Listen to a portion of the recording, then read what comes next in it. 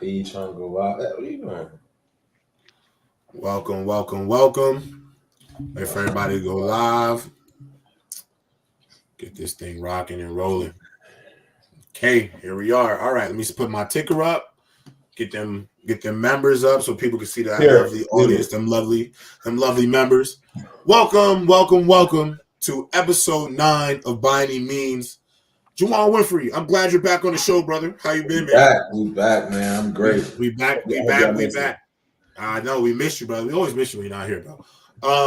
Shout out to all our members at Players Choice. Shout out to our GOAT members, Comatose. Shout out to all the legends, superstars. If you want to be a part, I say this every week. I say it on By Any Means. I say it on Anime. If you want to be a part of the Players Choice community, if you want to become a member, everything you need is in the description below this video. Make sure y'all lock in and tap in and be a part of one of the best sports communities on the internet. And without further ado, I would like to introduce our guest today, Chris Rowland. Welcome to the show, brother. Welcome, brother. Good, y'all boys. Glad you guys have me on here. Yes, sir. Yes, sir. We got a real legend, man. A Tennessee State legend, a real Tennessee legend. Actually, I'll say this because I don't know if anybody has said it to you before. I don't know if anybody's ever said it to you before. Sorry about that.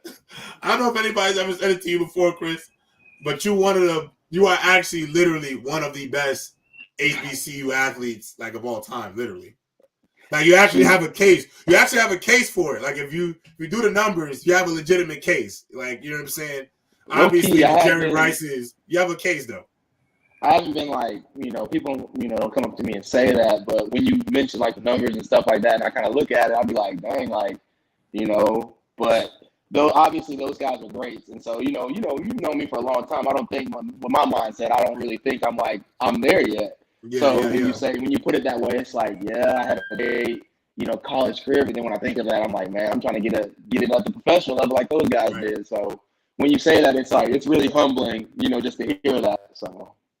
Yeah, for real. Congrats, bro. Yeah, congratulations, bro. Congratulations, bro. Hold on, Juwann. Doing. Say that again, Wani. I just did not win. Okay, yeah, no. I said he put me on everything he was doing, so congrats. Like, that's, even though you could be humble about it, that's major. Like, you know how many Hall of Famers came out of, HBCUs, and you're up there with them. So. For real, bro. That's nothing to play about. Appreciate y'all boys, man. I'm trying to get like y'all. I'm trying to get like you, Chris. So let's take it to the beginning, bro. Let's take it to the beginning. Ravenswood High School. I don't want to have said that wrong. Ravenswood High School, growing up playing Tennessee football, one of actually a dominant high school athlete. So talk to me about like your football career, like you first getting into the game, the influence of Ravenswood and how that's affected you and pretty much your journey to get here. Oh, shit. You got some technical difficulties. You good, Chris? Not gonna lie, his sound was a little wiry too. Yeah, no, I know. Yeah, no, I did. So he might have some technical difficulties. In the meantime, oh, here he is. Is he good? Is he back? Chris, whatever you got your whatever you're using to play your camera, flip it to the side. Like put it like horizontally.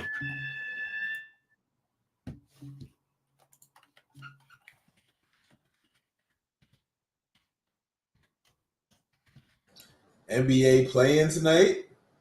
NBA playing tonight. The Bron show. I'm gonna just keep it simple right here. You know how we rocking.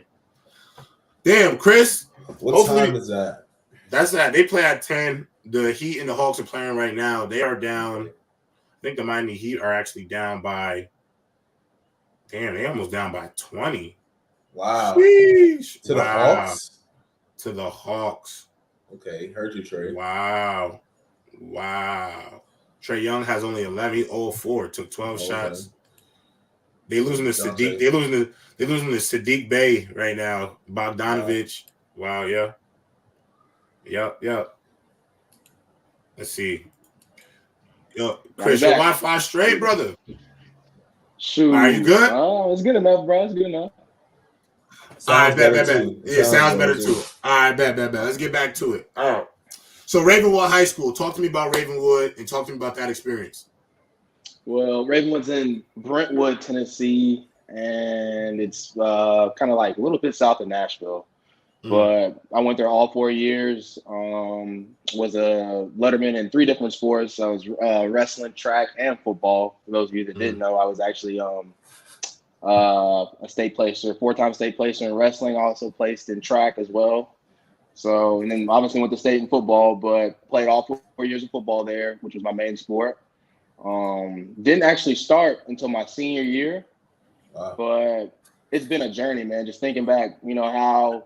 I've had to overcome a lot through high school and, obviously size and all that. But going into my senior year, I didn't have any offers. And just thinking about that whole thing just gives me, how we talked about it earlier, just being humble. And I'm just thinking about that whole experience right now. I'm going to save it for, the other questions. But going to Raven High School really helped prepare me, I feel like, for college and so on, based off the coaches and the teachers that I was surrounded by. Did you guys have any other, teammates that went D1? Yeah, we did. We have one guy that is pretty well known. Van Jefferson was my teammate. He plays for the Los Angeles Rams right now. Currently, we did have a guy a couple years before me that went to the league. I don't know if you guys know who Jonathan Woodard is. He was the first. He's the first guy from my high school that was drafted into the NFL. So Woody. So I'm really good friends with him. But those are one of the 2 notables, and then we obviously have a couple younger cats in college. So the eyes were there. They just were disrespecting you. Yeah. Now, was it goes, so? Man. So let me ask you a question. Like, what was the hardest part about? Because obviously, like, I feel like I was under recruited, but I can't lie. I always knew that somebody was going to knock on my door at some point because I was 6'2". I was a 6'2" corner in an era where like the big corner is everything now. In terms of that position. For you probably put up way better numbers than me in high school. And you're not getting the attention you deserve, and you're putting up a hat trick for touchdowns. You got over 1,000 all-purpose yards. You got all these receptions. Like, how do you stay motivated knowing that your work is easily getting overlooked and you're busting everybody's ass? Well, I always thought, man, God never forsakes the righteous, and that was one of the key things I always thought about. I'm real big on my faith, and I know, with good works and faith, comes good things. And I always thought, man, I'm putting up these numbers. Somebody's bound to take a chance on me. And so, my coach was sending out my film, getting feedback, he's too small, he's not fast enough. And, he's always telling me, hey, look, somebody's going to bite eventually. You just got to keep working and do your thing. So it was going to happen. But that was one of the key ways I stayed motivated, and obviously, me, I've always had a chip on my shoulder. So, I just, thought about that and I just went to work. Didn't even stop. So that's how I handle that. I love that. I feel like the people, in your corner play a huge role into, staying faithful to, your dream, because it's your dream. Nobody can tell you anything else. And how was your corner, because being, like you said, undersized, there are people who are going to be like, you got to be realistic. Like, you're too small. You need to get enough. In your corner, kind of try to direct you to another journey, or were they trying to, encourage you to keep playing sports? And great question. Oh man, I had encouragement everywhere. It was never really like, hey, you got a detour here, or this may not be realistic. Everybody in my corner, from my mother, my father, to my brother, everybody was solid and backed me 100%. And I had doubts in my mind, but it didn't become a realization in my mind that I could play college football till, my friend's dad, obviously I mentioned Van Jefferson earlier. His dad is Sean Jefferson, and he was the wide receiver coach for the Tennessee Titans at the time when we were in high school, and he actually played a key role in my recruiting and ultimately my decision on where to go to school. And he came to me and basically said, hey, you play running back, man. Look, you need to move to receiver. We can do something with you at receiver. And so he's telling me that, hey, if he thinks I can play college football, what is anybody else telling me that I can't? This guy's coaching at the highest level. So that ultimately, helped bring it into realization that, hey, I can play college football. So Tennessee State, that leads us to Tennessee State. I don't think I've ever asked you this before. Was Tennessee State your only offer? Or did you have were you down to a set of schools? I had, I think, 3 or 4 schools in the OVC that we played. Obviously, I had Austin P, UT Martin, Tennessee Tech, and I was this close. I was this close to going to UT Martin. I almost said, "Bump it, man! I'm going to Martin." Tennessee State. I've been around Tennessee State my whole life. Right. I'm not sure if I really want to go there. My mom's always pushing me to go there. There was homecoming. It was exciting, but it was like, man, I want to go play at Ole Miss or Duke or Oklahoma, or Vanderbilt, obviously, and my thoughts was never FCS or HBCU ball. That was never my first thought. And I don't think that's, not a knock on any of the FCS schools or smaller division schools, but let's be honest. Our first thought is, college game day. Who's on college game day? The big schools. Right. And so those were never my first thought, but getting back on track, my only couple offers were those schools that I mentioned. And I ultimately ended up deciding Tennessee State because I had a phone call. Like I said, my friend's dad called me. He told me, he said, "Hey, these other schools, I don't know where, I've never heard of them. I don't know any of them. I can't find you there, but I can find you at Tennessee State." Right.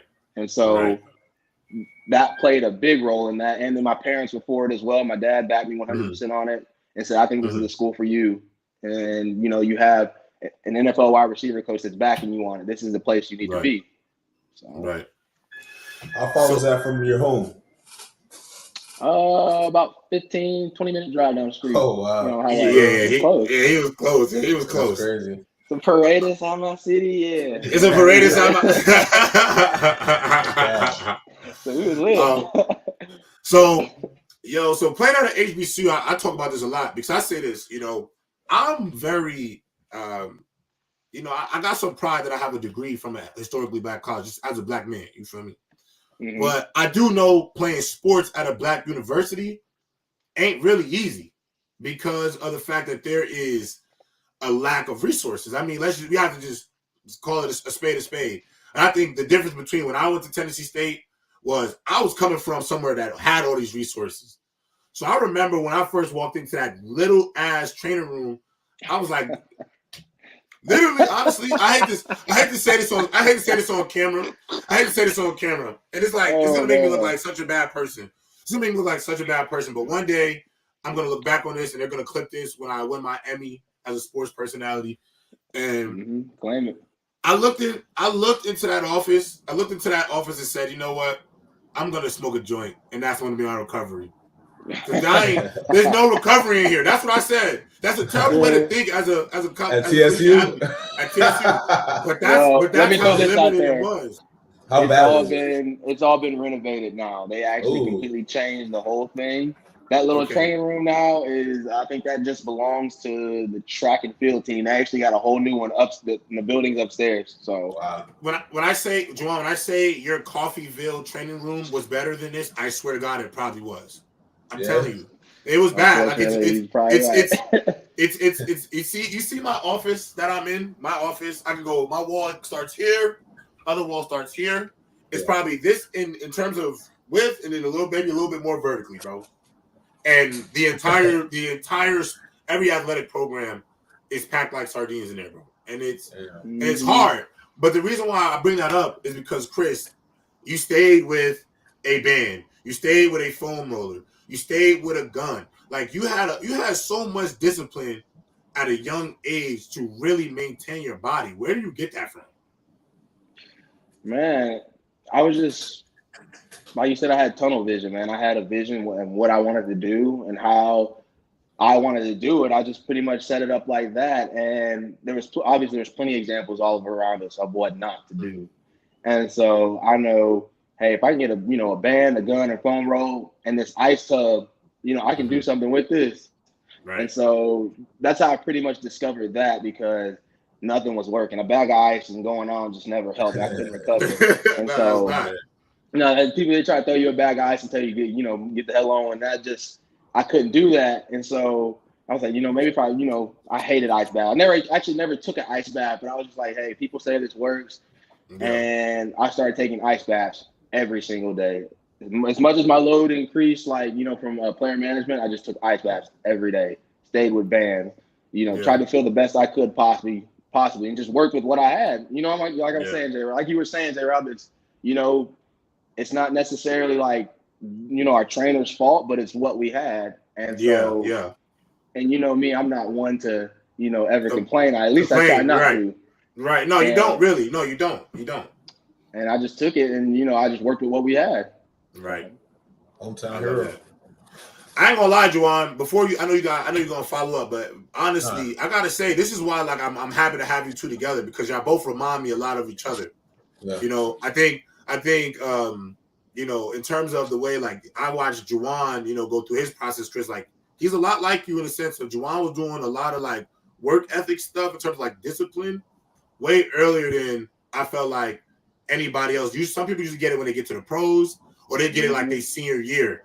I think you and Juwann kind of knew way ahead. And I guess there's a question of both of y'all together is like, when does it click? Because I felt like for me, getting behind this microphone and talking about sports, that's when it came to me.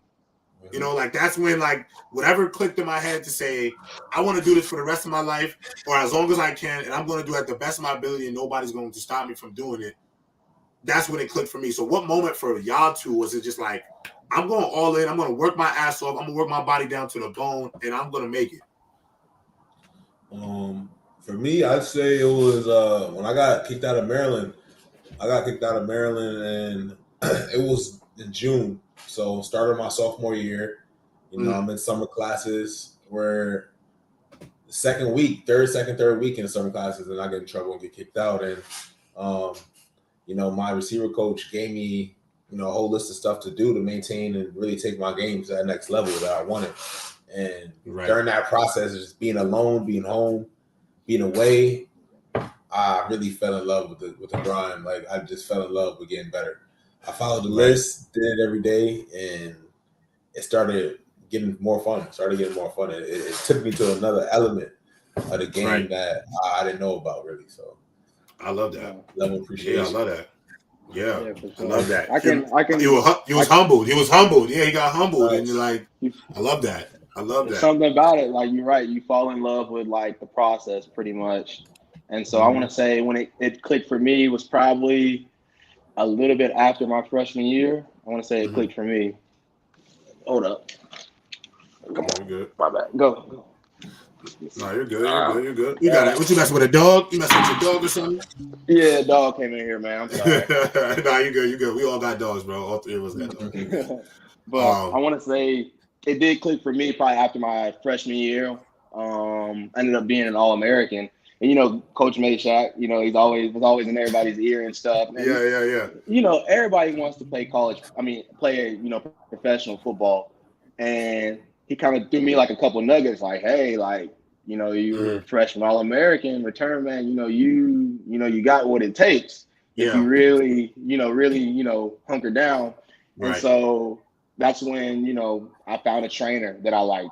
We started running practices after, we get done with team activities, and I just fell in love with that process. And, like we said, we all have a love for anime here. I also had a rival. I'm not going to mention him, but I always felt like I was in that particular person's shadow, kind of like a Vegeta and Goku type of scenario. Hey, Chris, right here. This is me, for me, right here. This is my guy right here. So I feel you, bro. I get it. Sasuke, whichever one for you people, whichever one you are, you know who you are. But I had that type of scenario, and so that always pushed me. I take 5 steps forward, and guess what? He's still 5 steps ahead of me. So that's how it kind of always felt with me, and that's what really that's not what really drove me, but that's what helped me continue to keep, motivation. Hey, I'm eventually going to catch up with this person if I keep working. That's crazy that you say that, bro. I literally got the Vegeta tattoo on my leg, like literally because of that. Like, you're the GOAT, man. Yeah, I can't believe it. It's crazy that you say that. I guess I've never said this to Juwann, but I guess since we're on our pod, I can say it out loud. We're being real. This is years later. I never forget when Juwann got his first offer, bro. Like, I was happy for him. Like, as family, like, I was happy for him. But I also was so, like, I was jealous. Like I was envious because we have the same goal, you know, and I'm human. You know what I'm saying? Like we want the same thing. But I can't lie. When I saw Juwann get it, it made me go a little bit harder. You know what I'm saying? And I remember when I seen Juwann make it to the league, like that was like I was out when he made it to the league. I wasn't even jealous. I was more so proud. But in terms of the motivation, it was like, damn, now you really got to make it in sports media because you got to meet him there now.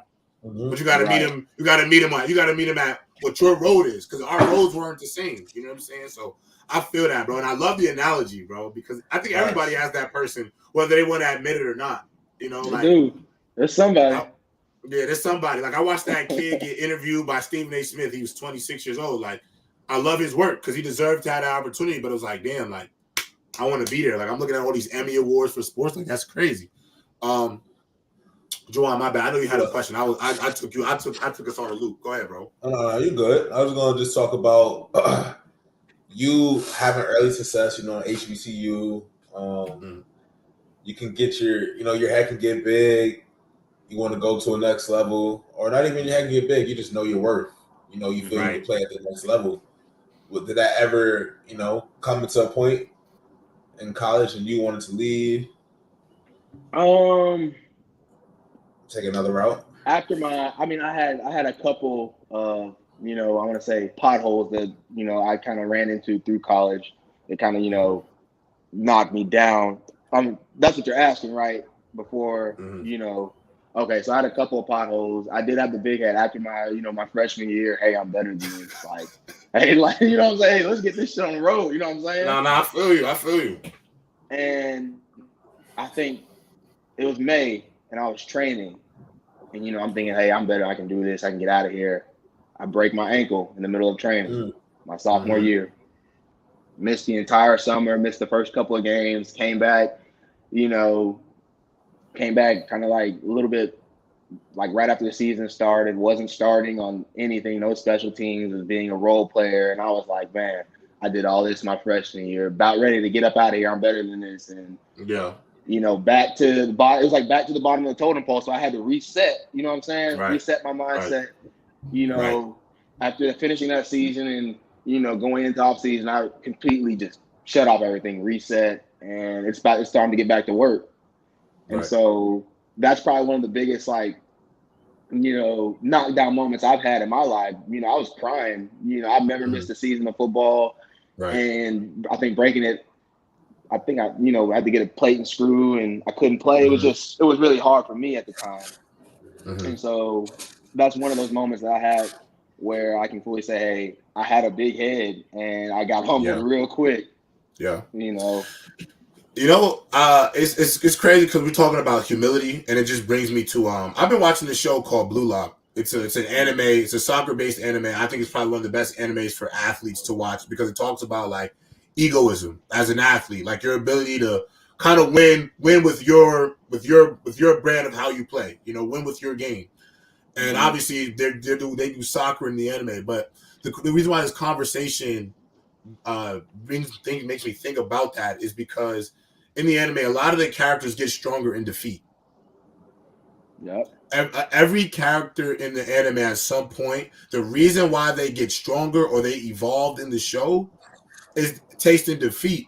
You know what I'm saying? And you guys both talked about being humbled. And humility makes you better. Having to sometimes admit defeat and, like you just said, go back to this drawing board and having to go back to square one. Chris, I don't know if you talked to Juwann, but I'll say it. He tore his ACL, and a year later got drafted to the league. You had to go right from square one and figure it out. Like that's humility. Like that takes a certain level of person. Y'all strong, bro, and that's awesome shit. Like I really love to hear that. So you two actually have got the opportunity. This is why I love it being like such a small world. You two got the opportunity to train with Drew Lieberman. Talk to us like Juwann. You've been with him for a while, and Chris, you've got like a crash course with him. Talk to us about Drew. Like, what is he like as a trainer? Obviously, you don't really think like a 5'10" white guy, with dad bottles can do what he do, but he do it. Like he's a guru. Like he's really a mad genius. So like Master Roshi. Yeah, he's Master Roshi. He is Master Roshi. So talk to me about working with Drew and then also having the opportunity to work with each other because you both are two completely different receivers. Yeah. I'll say this. Drew doesn't work with just anybody, you know. You gotta be a different type of guy, you know, you gotta really care about the game and be detailed. So, if you're working out with Drew, you know, you gotta have some too. So working out with Chris, when they said he was a receiver, I was shocked. Before seeing him play, like before seeing him move, I didn't know, just based off his size, I didn't think he was a receiver. I thought he was one of the running backs. And he came with us and Drew, and just to see him move was dope. See him catch and just how fluent and stuff everything was, it was dope. So, Drew is Drew, man. He's a master of the game. You can go and explain your experience with Drew, but I mean, self-explanatory to him. He's probably the biggest student of the game / teacher I've ever met. Based off his knowledge of just knowing the ins and outs of being a receiver. And the cool thing is, he didn't play receiver. He actually played quarterback. And so he has that kind of experience. Hey, I know what I want. If I was, throwing you the ball, I know what could make a great receiver. And, pretty much all the little nuggets, that people kind of look over, he kind of breaks it back down to that, step 1, step 2 kind of level, which I think is actually super important, always getting back to the basics. And Drew Lieberman actually does a, fantastic job at, making you understand, hey, I know you know how to do it, but do you understand what you're doing? Do you understand why you're breaking at this angle and why you're getting your shoulders parallel to the line of scrimmage, little stuff like that. And so, I trained with Drew for probably about a month because he was doing, his business ventures and stuff like that. The month I got with him, I probably improved, infinitely just based off just the little nuggets he gave me. It's never anything physical because, obviously we're almost at our physical, peak in life. Right. But what's going to separate us is just the little nuggets here and there. How can, I turn the corner a little bit faster? And it's probably not going to be from, you lifting weights or getting stronger. It's going to be just, hey, foot placement. You just place your foot. It challenges you to think different. It challenges you to think different about so much different shit. Very true. And knowing the why you're doing it. Right. And his mindset too, Juwann said, he only works with, specific people. And it's hey, it's almost like he has to see you that you want this. Pause every kid. You got to want it. You know what I'm saying?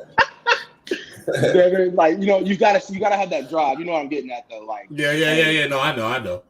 Hey, he wants to fucking work, so I'm gonna work with him. You know what I'm saying? So, So, Chris, we talked about it earlier. You're one of the best. You're one of the greatest HBCU wide receivers of all time. Whether nobody knows that or not about you, I'm telling you the truth because you have a triple crown in the FCS, don't you? Or you let in receptions. You let in receptions. I thought it was receptions and touchdowns, and I could have swore it was yards too. Yards in regular season because we didn't make the playoffs. We didn't get the playoffs because of Tennessee State. I had the regular season. I had the regular season crown. So you had the triple crown for the regular season, All-American, Black College Player of the Year. You pretty much you absolutely destroyed I missed the numbers. 2 games too, by the way.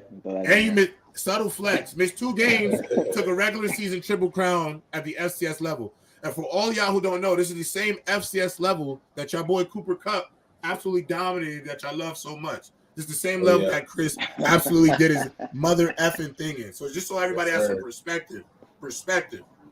Black College Player of the Year, you are in a hall with a bunch of NFL Hall of Famers, a fraternity that only you are a part of. But you almost opted to go to Vanderbilt. And this may not have happened.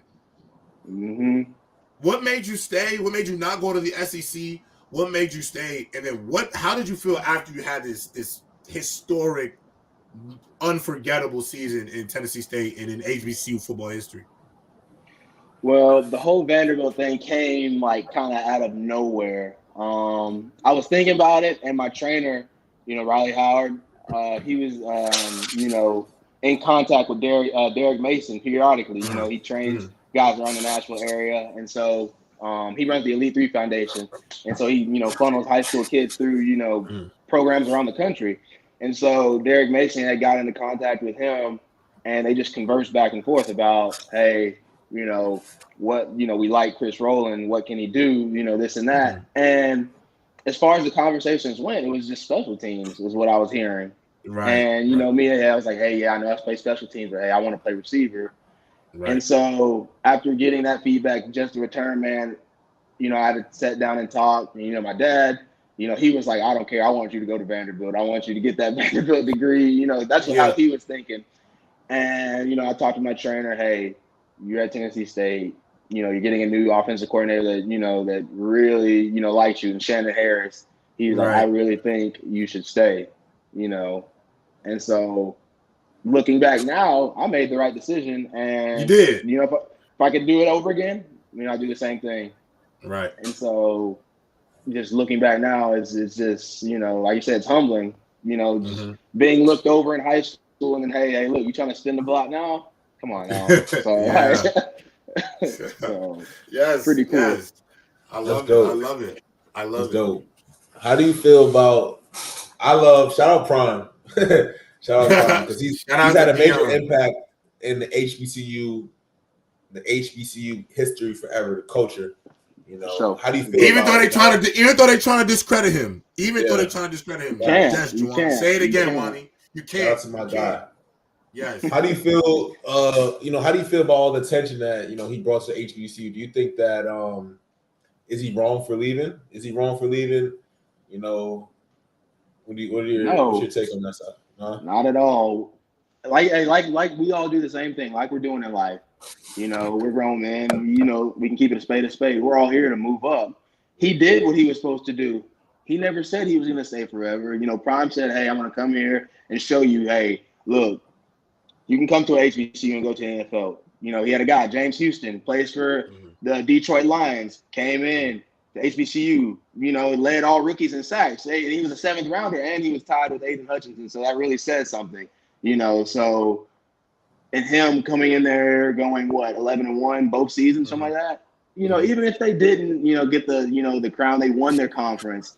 He did what he was supposed to do. And he did more in 2 years than what, most HBCU coaches take 10 to 12 years to do, because it's like death row when you sign a contract with as a head coach at HBCU. But Prime leaving, no, not at all.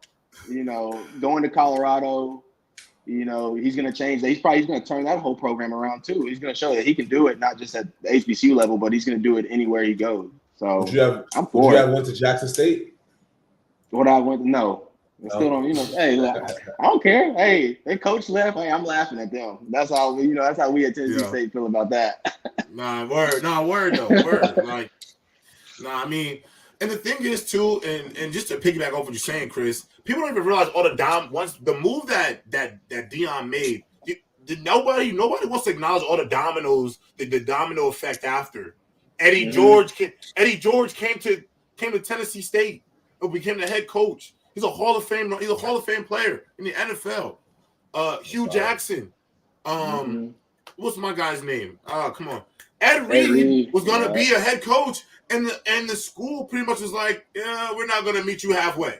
Starting a wave. He is starting a wave. Yeah, he started a wave. Like, look at all these, Master P's kid went to Tennessee State. Let me tell you how that came about.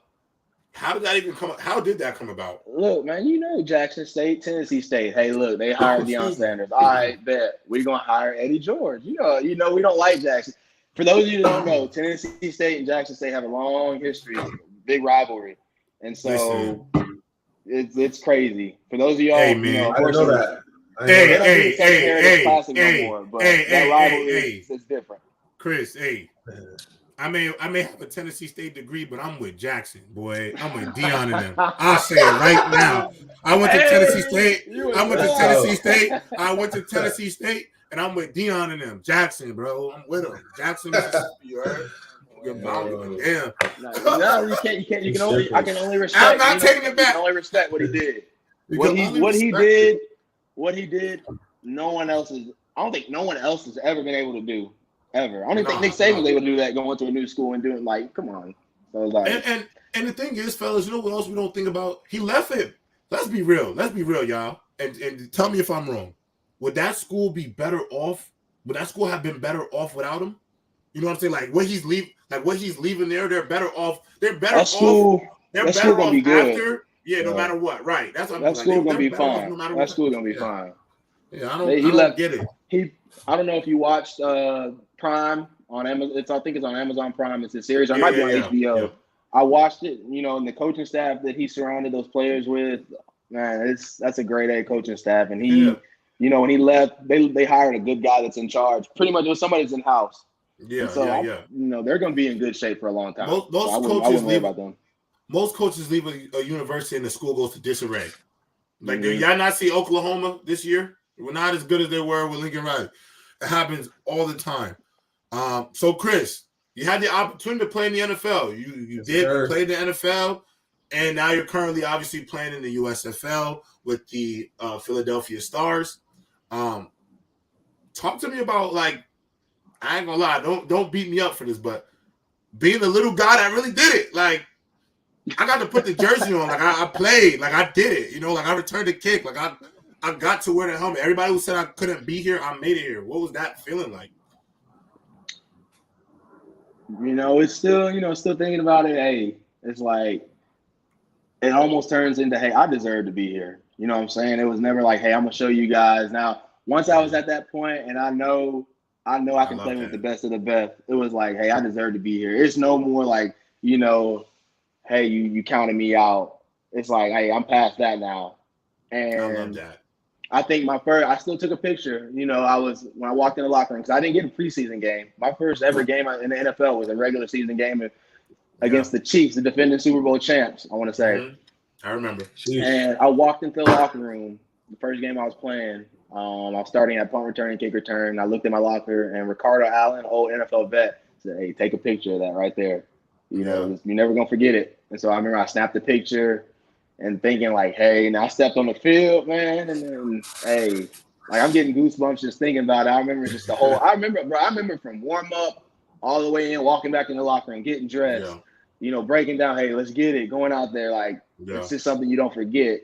And just thinking about that, man, it's just like, hey, like, bump what y'all talking about. I done proved that wrong so many times. Yeah. Like, I deserve to be here.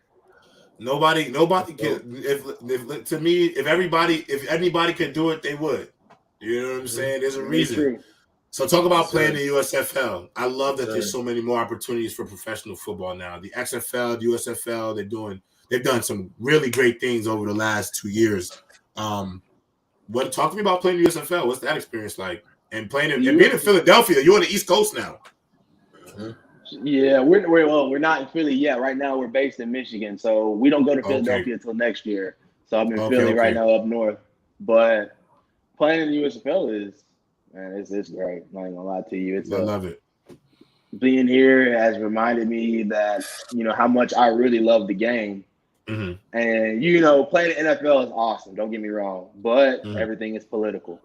Everything. Yeah. Based off how much you make and how much money is going in your pocket is based on play. It's based on playing time. And I want to say when I was in the NFL, being a reserve for a guy that's a reserve too, like being a reserve for a backup that's not even playing, but he's the backup of the starter.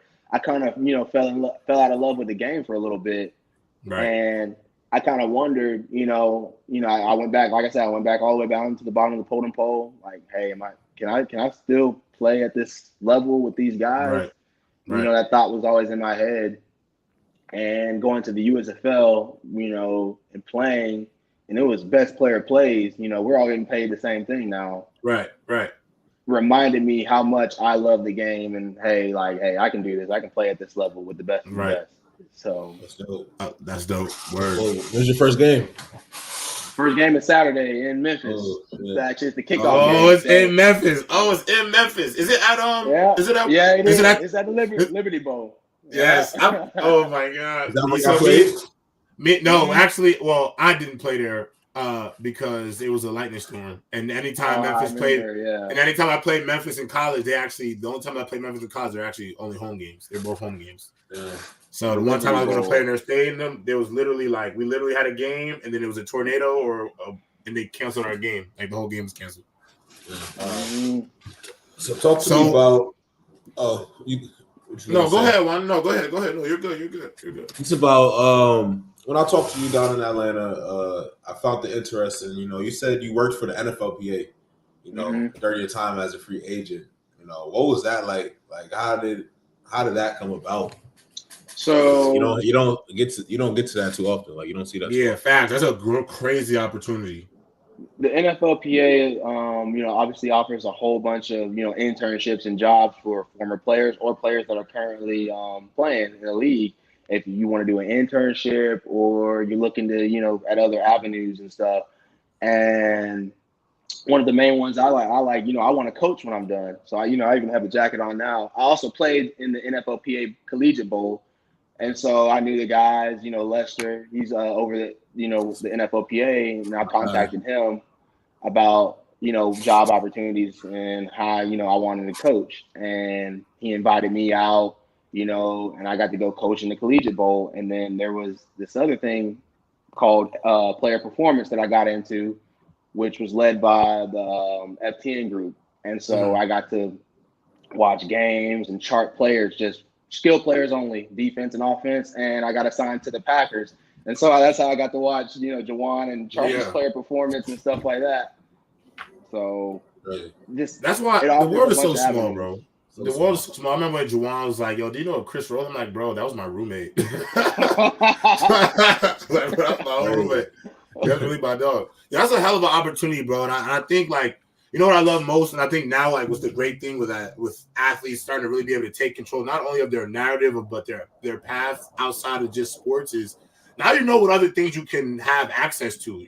These other opportunities that, like, you find your other passions because all these other doors that really we all got through from playing this game. And I think that was the best part about it. Like, if we don't get these if we don't have this game, we're not even having this conversation. Right. You know what I'm saying? It's crazy how that big of an impact is. So, Chris, before we let you go, obviously I am an anime enthusiast. I think I've been watching anime literally as long as I can remember, before it was even cool to do. And I know you watch a lot of anime. I mean, we've watched a lot of anime together. Give me your top 5 anime of all time, and then give the audience any recommendation of something that they should be watching right now or something that you're watching right now that people should check out. Ooh, okay. I'm old school guy. My favorite. This might not be the best anime of all time, but it's still my favorite anime of all time. I'm gonna stay true to this always. Number 1, Dragon Ball Z will always be on my list. I know. Yes, sir. Yes, sir. Always on my list. That's okay. Next behind that, I want to go. I'm not gonna go specific order. I'm just gonna give you a top 5. Yeah, just give me 5. Yeah, just give me 5. Just give me 5. Naruto's another good one. I love Naruto. You put me onto that one. I put you on. Yeah. You put me onto that one. Attack on Titan. I actually just watched the final season 4 special yesterday. Actually, how fire was that, bro? It's beautiful, bro. It's beautiful, bro. It's fire, bro. Come on. What else we got? What we got? That's 3. That's 3. We do the next 2. Demon Slayer. I like that one. I actually started that one. Gas. And I want to say last one. I'm watching a bunch. I actually watched this one this past year. It's only 1 season, but it was amazing. Like I damn near cried. Have you heard of Erased? Yes. I damn near cried. Bro, I damn near cried on that. I know me and my girl watched that, and she was crying when we watched it. I love that one. It was 1 season. Oh, wow. But your girl watches it with you? I put her on to some of the stuff. So she likes true crime, and I was like, this is perfect. You need to watch this. Juwann, I've been trying to tell Juwann he needs to come back because Juwann was big. Like, me and Juwann used to watch everything Dragon Ball Z, like every movie. We had every video game, every episode, every saga. Like, bro, I remember used to YouTube just sagas to watch, bro. Do you remember that? Like, used to just sell sagas, sell games, Frieza sagas. We used to watch sagas. But I be telling Juwann, like, bro, it's still so good, bro. Like, all the stuff that's new, like, because if you like, I feel like if you like the Dragon Ball Z as much as he did, I know if you took a day to just tap into some of this new stuff, you're gonna like it, bro, because it's all good, bro. The music is better now. Bro. The graphics are crazier now. Even Dragon Ball Z, they upgraded everything, bro. Like Broly is a Z fighter, bro. Like it's crazy. That's crazy. I like the psychopath Broly better, but I guess this guy's cool. What was your favorite Dragon Ball Z from Dragon Ball Z, Dragon Ball GT, and Dragon Ball Super, which one's your favorite? Because I'm a GT guy.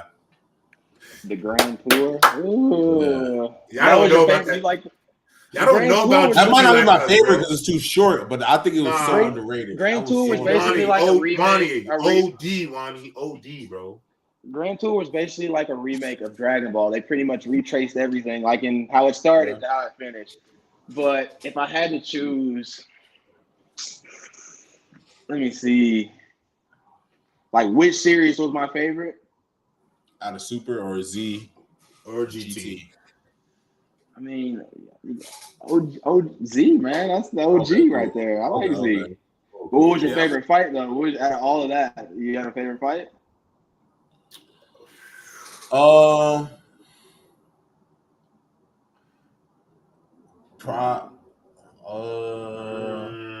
That's tough. Who'd you say, John? See, there's a lot because are we talking movies too? Yeah, I was thinking movies. Yeah, I was thinking about movies. Are we talking movies? Because bro, like you remember Janemba when Gogeta fought Janemba? That was crazy. That was crazy, bro. Like it's so many good ones that it's like, damn. Can I give y'all my three? Can I give y'all three? Yeah, go ahead.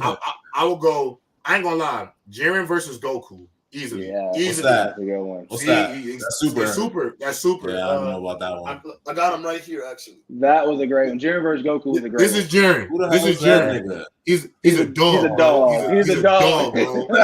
This is an absolute dog right here. He is a dog, bro. So he's an absolute dog. And Wani, look, you need to get on this, bro. I'm reading it. Like I got the books too. Like Attack on Titan. Yeah, you gotta get down. I'll go there. Next will probably be, I ain't gonna lie, Gohan versus Cell? Yeah. That might be top three. That's top three. And then I'll probably go my last one. I know like the obvious answer, somebody would say Frieza versus but nah, because like bro, do you remember Super 17 and GT? That was crazy. Yeah. That was crazy to me. And then two, like, yo, when he fought Kid Buu, that was tough too. Like the Buu sounded like it was so many fights, bro. I'll probably, if I gotta give it to something, I'll go Gogeta. I'll go Gogeta versus Janemba. I'll go Gohan versus Goku. And actually, you know what I'm gonna go? I'm gonna go that fight in the Broly movie. Yeah. The Super Broly movie, the newest one. The first Broly? I remember that. We went to the newest one. The newest one. The newest one. Yes. Which one? We went to the movies and watched that, JRob. Yes, we did see that. We saw that together, bro. Yes, we saw that in college. I'm gonna watch that. Wait. Me and Chris saw that in college, bro. As in Super? Yes. Mm-hmm. Me and Chris saw that. That's actually a fact. Yes. I watched that with Chris. And damn. I watched that tonight. It made me realize how long ago that movie came out. I didn't realize how long ago that movie came out. 2018, bro. 2018. Yeah, that was a minute ago. God. Actually, I'm not watching that tonight. If I had to give y'all, it's on Netflix, Juwann. It's on Netflix. Oh, for real? Yeah, it's on Netflix. I think it's on HBO too. Yeah, it's on Netflix and HBO. I'm pretty sure you can actually watch it if you wanted to. But before we go, I had to give y'all my top three really quick. Go ahead. Gohan versus Cell Kamehameha battle. That will always that's great. Majin Vegeta versus Goku. I love that fight. I was gonna say that fight is just whatever how much it meant to Vegeta, bro. Like that fight. I got Majin. You got Majin Vegeta tatted on you? Yeah, Vegeta's a dog. And like you, JRob, I'm gonna have to go with Goku versus Jiren, bro. Yeah, that was a crazy fight, bro. That was a crazy fight. Goku won. I mean, of course you gotta watch. You would like Super, Juwann. You gotta check it out. Juwann, you have to watch Super, bro. Like it's actually absolutely fire. And I know you was talking about like drawing again. Like you should start reading it and look at like some of the new characters. Like it is so. You've been reading the manga for sure about Granola. Granola is on Planet. They're on Planet Cereal. Yes, bro. It's so. I've been reading it. I've actually finished it. I can't wait till they start making like the anime. Yes. Are they gonna start? When are they gonna start that up? I think. Well, you know what else is fire too that I gotta give an honorable mention to before I answer your question. Beast Gohan in that movie, bro, in the superhero movie. Beast Gohan is OD. I hope that is like, and that better be in the show. Like Beast Gohan is actually fire because you get the red eyes. And you can kind of see what they're doing, bro. You can tell they're doing like this. Goku is going like the route of of Whis. Vegeta's going the route of Beerus. And then obviously Gohan is the Kais. If you peep, they all go different routes. Yeah, everybody goes is going like a different path to obviously their greatness. I think that is so fire. And then hold on, let me get this super chat out the way. What's up, Angie Carr? What's up, JRob? Did you read them scriptures? Yes, I did read. And I watched Garp absolutely nuke. It's a One Piece. So on the anime show, Angie caught me lacking because I always tell the people on the show, I'm like, everybody's watching, I'm like, make sure you're reading the manga because I spoil. Like, I'll spoil something.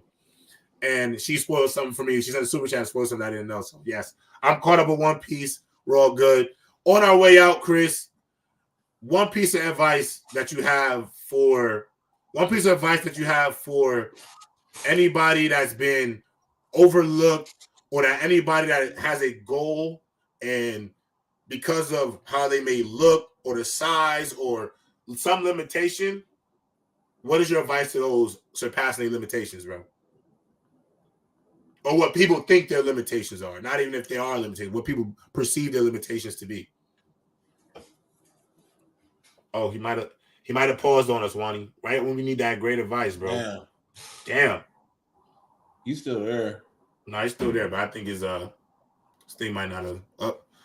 It's okay. Listen, if I was Chris, I would say something like this. If I was Chris, I would say something like this. Believe in yourself, and the only one who can stop you is you. Yes, sir. What do you think? That's it. Yes, all right, chat. Chris. Yes, you versus you. Chris, we'll text and we'll figure out the rest. But chat, we appreciate y'all. Thank y'all for coming to another episode of Player's Choice. Make sure y'all join those members. Follow that information in the bio below. And until next week, we got a great show. First XFL player to join Player's Choice on By Any Means next week. Oh wait. Actually, he might be here, y'all. We might have caught him before we ended the broadcast. Okay, Chris. All right. Since you're back, you're about to close the show without you, but here we go. Close the show without you, but here we go. We need that advice. Oh, can you hear me? We need that. I think that's Chris. Chris, can you hear me? I think that's Chris. Chris, can you hear me? You good? It's echoing.